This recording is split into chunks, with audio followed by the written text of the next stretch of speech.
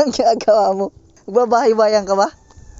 Mayroon akong random question sa'yo. Bilang kabilang sa mga PTS enrollee, ano yung pinaka best reminder na binigay sa'yo ng PTS program?